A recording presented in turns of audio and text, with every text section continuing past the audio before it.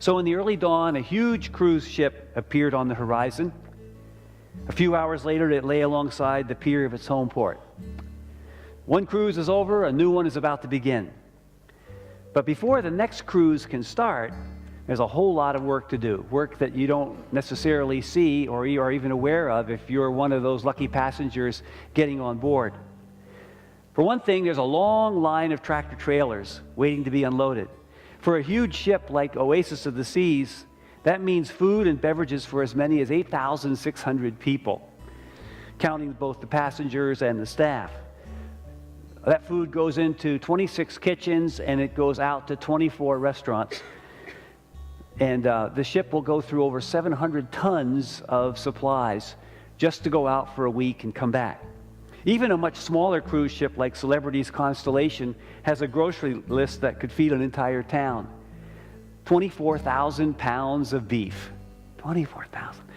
7,000 pounds of pork, 10,000 pounds of chicken, 3,000 pounds of turkey. This is for 1 week, mind you. 13,000 pounds of fish, and of course, 2,000 pounds of lobster. Anybody hungry yet? I know I just had breakfast. And all that food is going to go into roughly 2,000 passengers and 1,000 crew, so just 3,000 people. The produce bill includes over 25,000 pounds of vegetables, 15,000 pounds of potatoes, 20,000 pounds of fruit. And then don't forget the 10,100 bottles of beer and the 3,400 bottles of wine, along with all the other beverages. All that goes in the space of a couple of hours, literally just 4 or 5 hours, while all of the garbage, the trash, and all of the empties are coming off the boat at the same time. By 5 p.m., the boat has left the dock, and they've already served lunch with some of that new food that's coming in to those thousands of passengers who were standing out there waiting to get on the boat and developing quite an appetite. Once at sea, of course, there are no supermarkets, there are no warehouses. The chef can't make a phone call and order more prime rib from one of those 24 kitchens. If it isn't on board, it isn't happening. Why? Because the ocean is the world's biggest wilderness. We have a tendency in our overly busy, 24/7 connected society to romanticize the idea of wilderness. Routinely, a president will designate a place, a wilderness area, and everybody cheers and claps. And once in a while, maybe we go camping, or even we go off the grid and get into one of those places and basically take a little break from civilization. Lounging in the sun on the deck of a cruise ship as you steam across the open ocean is one of those opportunities to, quote, get away from it all. You're out there in that vast ocean wilderness, except that you also have those 24 restaurants just around the corner to meet every one of your needs. But imagine if you were in one of the ship's lifeboats floating around all by yourself out in that wilderness. Then the ocean would seem a whole lot less inviting. Being in the wilderness, by definition, means being without. Being in the wilderness means being without. Doesn't matter whether the wilderness is the Arctic ice sheet, the Sahara Desert, the Amazon jungle, or the middle of the Pacific Ocean. When you're in a wilderness place, you don't have what you need. The result is the same. You can't even find the most basic things that you need to do your life at that particular time. And wilderness comes in other ways as well. Every one of us right now is in a wilderness of some sort or another. It certainly, I'm sure, isn't one in which we are sitting like people in a lifeboat wondering where our next drink of water comes from. No, we have food and we have water and beverages and so on. Obviously, we're here with friends. Those of you who are watching, I hope you have good, close friends. But still, in the course of our life journey, there are places where we are doing without, or where we're afraid that we will be doing without. Every one of us can think of a place. And I want you to take a moment to think, what would be my wilderness place right now? Where is there in my life right now where I'm either doing without or I'm thinking I'm going to be doing without? Where there aren't enough relationships, where a relationship has been lost and there's an empty place, where there's a health question that's hanging over yourself or someone that you love.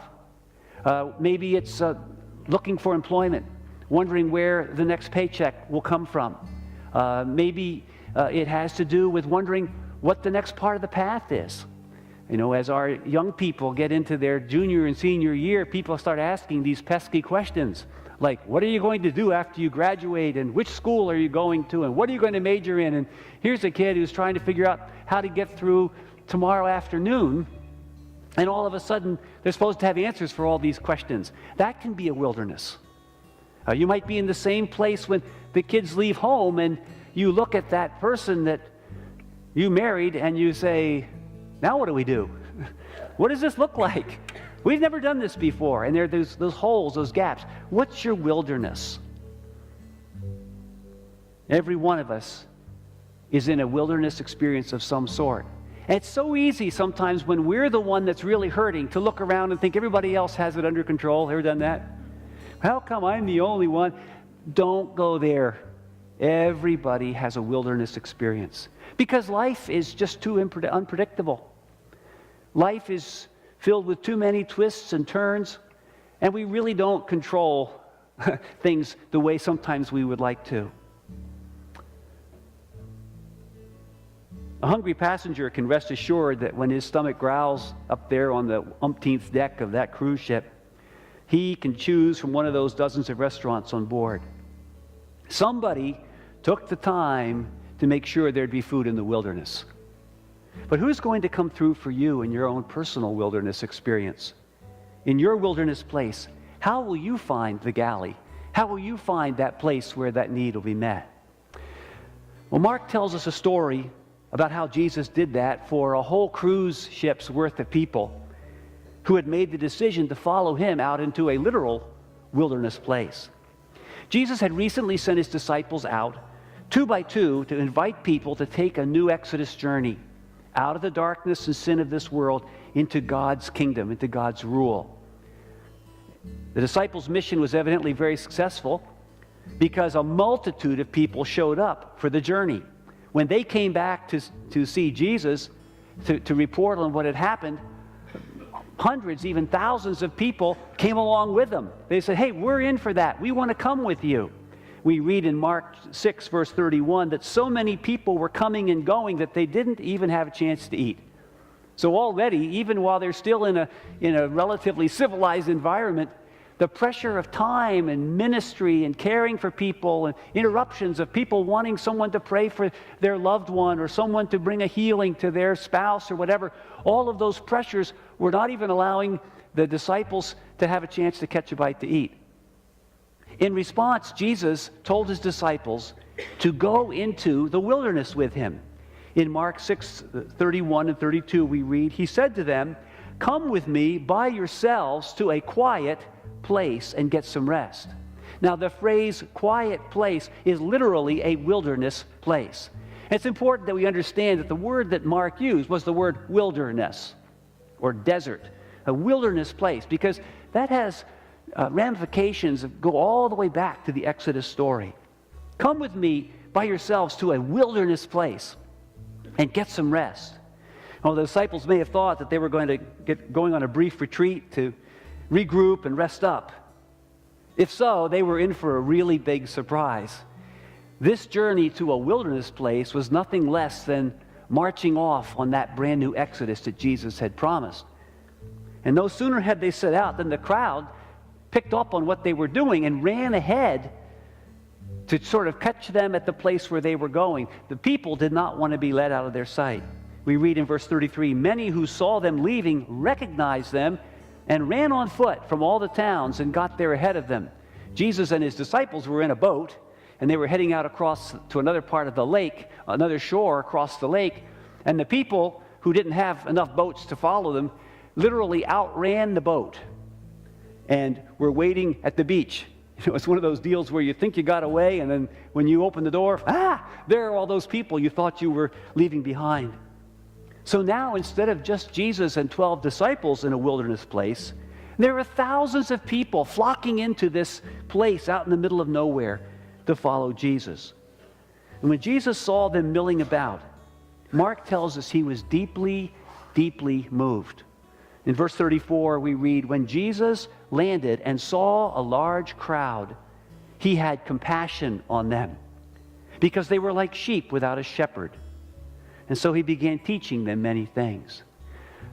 This word, to have compassion, is one of the most powerful terms that you find in the language in which the New Testament was written, the Greek language. It literally means to have your insides just churn, to basically be sort of doubled over. Maybe you've had one of those situations where something, we say, hit you like right here. And of course, when we do have a very, very strong emotional response to something, it does involve more than just our mind or just the emotional center in our brain. It becomes a physical thing. And that's what Mark says happened to Jesus. When he saw those people, he was just completely turned inside out by the fact that they were like sheep without a shepherd. Now, any student of the Jewish scriptures of the Old Testament would pick up on that little comment, sheep without a shepherd, because that had been used before. Way back on the Exodus journey, as Moses was nearing the end of his life, he prayed that God would appoint a leader to take his place so that Israel would not be, quote, as sheep which have no shepherd. There they were on this journey. They'd gotten way down the trail, but Moses was not going to be able to finish the journey with them. And he knew that if he passed on and they were left with no leadership at all, they would just become confused. They would mill about. They would be lost in that desert place. Imagine, we talked last week about being on the cruise ship and not having a captain. Well, the only thing worse than getting on the ship when it didn't have a captain, I think, would be being out in the middle of the ocean and finding out that the captain had taken a helicopter and you were on your own. Go up there and figure out how the buttons work. And Moses didn't want to see that happen. He knew that they'd be like sheep without a shepherd. Much later in the Old Testament story, when God's people had gone into captivity, a prophet named Ezekiel picked up this idea of God providing a shepherd. And he promised that God would send a shepherd. He called him my servant David, meaning a king like King David. And this shepherd would protect Israel in the wilderness they were experiencing. In Ezekiel 34, verses 25 and 26, God says, "I will make a covenant of peace with them and rid the land of savage beasts so they may live in the wilderness and sleep in the forests in safety. I will make them and the places surrounding my hill a blessing. I will send down showers in season. There will be showers of blessing." Now you see, at long last, these promises were coming true. Jesus looked. He was a son of David by birth. He was the Davidic king. And he looks at his people and sees them milling about. They want something more. They don't want just the corrupt rule of the King Herod who had recently killed John the Baptist. They could see that that wasn't the king of the Jews. They want something else, and they're willing to run out from their towns and their villages and leave their gardens and their farms behind and go out into this desert place, hoping and hoping that this is God's answer. And Jesus knew, well, whatever we thought we were going to do here today, we're doing the shepherding of God's people. The Exodus journey is coming together. And at long last, God's servant David, the good shepherd, is on the scene to take God's people under his care. Now, wilderness is, I remember, always that place where you are without what you need. And that was certainly the case on that spring evening on a hillside overlooking the Sea of Galilee with this vast crowd gathered and listening to Jesus. As the day set and it became clear that this crowd was going to be left out in the middle of nowhere overnight, warning bells went off for the disciples. We read in the next verse, verse 35, verse 36. "By this time it was late in the day, so his disciples came to him. 'This is a wilderness place,' they said." Third time that word wilderness is actually used in the story. This is a wilderness place, and it's already very late. "Send the people away so they can go to the surrounding countryside and villages and buy themselves something to eat." In other words, out there in a wilderness place, the disciples were overwhelmed by the need. Ever been there? Ever been in a place where you had a friend who called you up and shared something, or maybe you went to the hospital, or you visited someone, or maybe it was your own situation and it was just so bad and so hard and you needed so much that you just threw your hands up in the air and said, what do we do? Well, the disciples were overwhelmed by the need and by the lack of resources. When they looked around, and here were literally thousands of people, no food in sight. There were no food trucks. This wasn't the Champlain Valley Exposition here. Al's wasn't present making French fries and fried dough. So their only way of responding was to call off the journey completely. Well, we've had a great time out here. Now go back to your ordinary life. The church is over. See you later. Go, go, go. They were going to call off the Exodus because they'd run out of food. Send the people back to being sheep without a shepherd. After all the work that they had done, going around and talking about Jesus, they had gotten people to come. And the people came to Jesus, and now when there wasn't food, they didn't have a plan. I wonder if that's not how it feels for us when we find ourselves in our own wilderness place. Resources are little or non-existent. Doesn't seem to be a path forward. The journey may have been okay in the daylight, but now it's getting dark. Shouldn't we just abandon the journey? Shouldn't we just basically say, well, I tried that and it didn't work? You see, that's what wilderness does to us. It wears us down until we just feel like giving up. And the disciples, probably already tired from days or weeks of traveling about, they'd come back, they wanted to recharge, and all of a sudden, all of the fruits of their labor showed up at one time, and they had nothing for them. And so they just say, Jesus, we've had enough. Call it all off. And if you feel that way, then be comforted. Others have felt that way before you. We talk about being at the bottom of that U, from where God started us out, where things are supposed to be to get us to where they're going to be. We're in that low spot. That's what it feels like. That's what the wilderness is all about. But the Good Shepherd had another plan. So Jesus' response to his disciples was, verse 37, you feed them. You give them something to eat. Jesus was saying, in effect, this journey's not in jeopardy.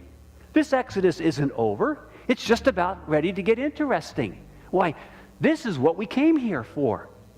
When they complained that it would take a fortune to feed the crowd if they could even find that much food, Jesus said, well, why don't you go to the pantry and see what you have? Which seemed like an exercise in the absolutely ridiculous. Verse 38, how many loaves do you have? Go and see. And when they found out, they said, 5 and 2 fish. As in, told you so. See, we can't feed them. What do you think this is? And isn't that the way we feel when we're out of stuff, out of options, out of faith? Does God really think we can do anything with the tiny bit left over in our cupboard? I don't know about you, but I've had those moments when it was, really? I'm done. I don't have anything for this. And the Lord says, well, what do you have? Oh, come on, you got to be kidding. This little tiny bit of me, this little tiny bit of my faith, this little tiny bit of my patience, this little tiny bit of what could be forgiveness, this little tiny bit of what could be trusting you. Are you kidding? We're broke here. We're exhausted here. We're empty here. But Jesus was just getting started. First, he said, go have the crowd sit down in groups of 50 and 100. Now, if you knew your Exodus story, you would know that Jesus was doing with that crowd what God had done with Israel. He had had them camp in military formation. And so he says, look, this is an Exodus journey. This is not a mob. This is not some out-of-control situation. God is totally in control. Have them go out and be organized according to their hundreds and their 50s. Set up a camp. Set up, in a sense, a military camp. We're going through the wilderness. We're not dying in the wilderness. And then Jesus did what only Jesus could do. Verse 41, 42. After he gave thanks, taking the 5 loaves and the 2 fish and looking up to heaven, he gave thanks and he broke the loaves. And then he gave them to his disciples to distribute to the people. He also divided the 2 fish among them all. Look at that. He divided the 2 fish among them all. And they all ate and were satisfied. Now, by now, if you remember your Sunday school stories or you've been reading in the book of Exodus, you know that on the Exodus journey, God had provided food for his people by virtue of a thing called manna, which God caused to show up on the ground, like what they call literally bread from heaven. Out there in the middle of nowhere where there was nothing, God provided this substance that fed his people. And the story says that went on for years and years and years to meet their needs. Now on this new Exodus journey, the Good Shepherd has his flock sit down in the green pastures, and he provides them bread and fish. The biggest miracle that Jesus ever performed, short of his own being raised from the dead. In fact, it's the only miracle that's in all 4 of the Gospels, Matthew, Mark, Luke, and John, because this is the one that more than anything else anchors us as the followers of the Good Shepherd taking us on that Exodus journey. Now, every one of us has his or her own wilderness journey. I've asked you, what's your wilderness? Now I want you to think about, what's the journey? How is that journey taking place? Is there a shepherd? Is there a leader in your journey? Or are you trying to figure it out all by yourself? Are you just out there saying, well, I guess I got to do this because this is what God dealt me? Or are you saying, God must be here somewhere on this journey? Every one of us has our own journey. Every one of us is facing places in our lives where we don't have what we need.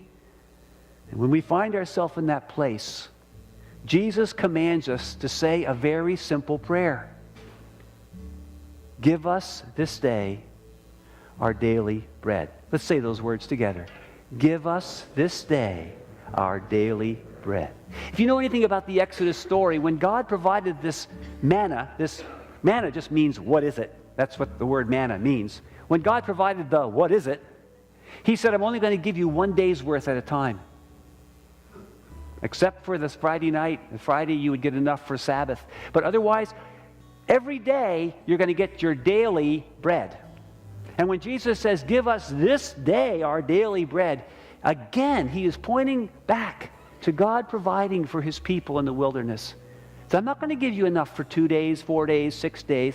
I'm not going to fill up your IRA. I'm not going to fill up all of your portfolio. I'm going to give you enough for today. And then you can choose to trust me, because tomorrow I'm going to be right there with you. I'm going to give you enough for tomorrow. Like that multitude on a darkening hillside, when we pray that prayer, we're going to discover that Jesus is present with us in that wilderness place. In the darkest moment, he promises to prepare a table before me in the presence of my enemies.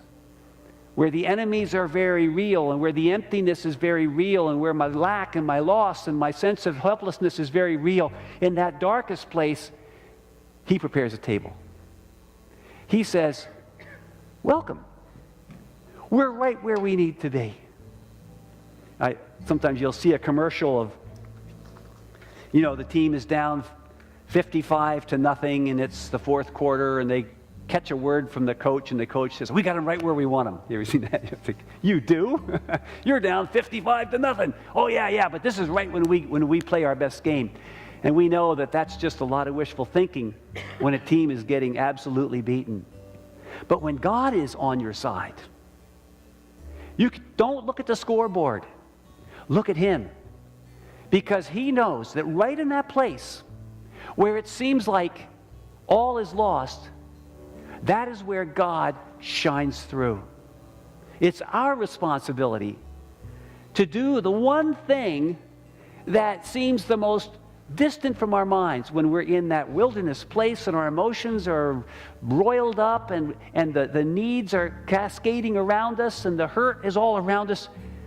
Our responsibility is to pray and to trust the Good Shepherd and do what he says. No voyage is too long, and no wilderness is too empty for him. He's the only one who can give us that daily bread. He's going to make you a part of the solution. He's going to take that little bit that you have that seems so laughable, so absolutely infinitesimal, and he's going to say, well, go do an inventory. And we'll come back and go, you got to be kidding. He says, now watch what I can do with that little bit of you when I bring my new creation power into your life. He'll multiply our tiny faith and our tiny resources. He'll give us our daily bread. But do you notice how the story works? He gave the daily bread, but he used the disciples 5 loaves and 2 fish.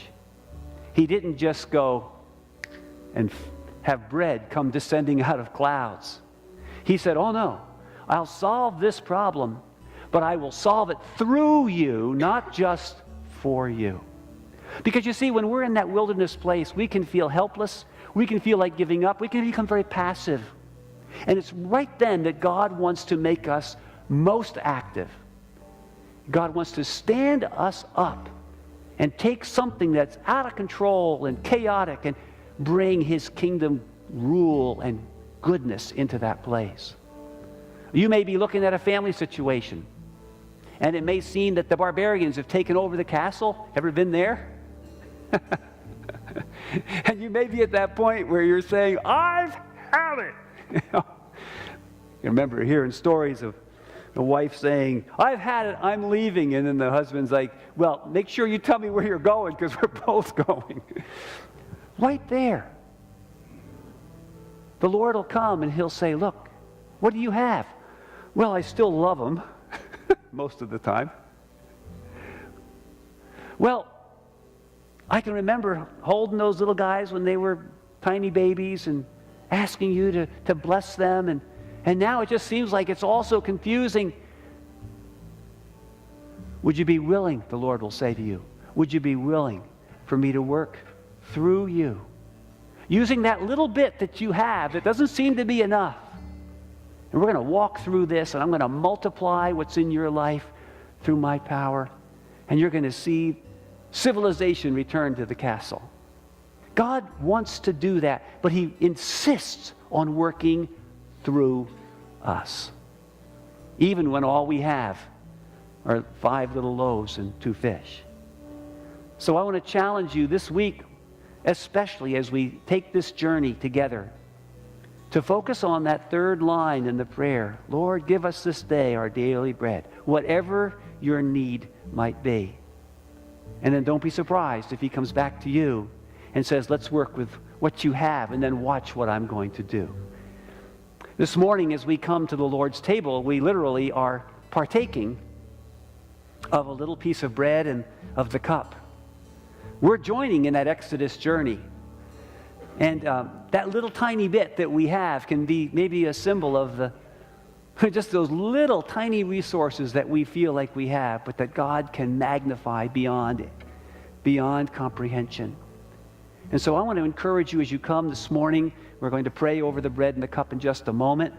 I want to encourage you to see this as a chance, as you take the bread and the cup, to say, Lord, I'm going to let this stand for you giving me daily bread in my personal wilderness, in this place where I am most grieved, in this place where I am most desperate, this place where I'm most confused, in this place where I have these fears of the future or the worries of the past or whatever the case might be. I'm going to say, Lord, just as you gave yourself for me on the cross, I know you're going to be there. I'm going to trust you in this place. Can we bow our heads together?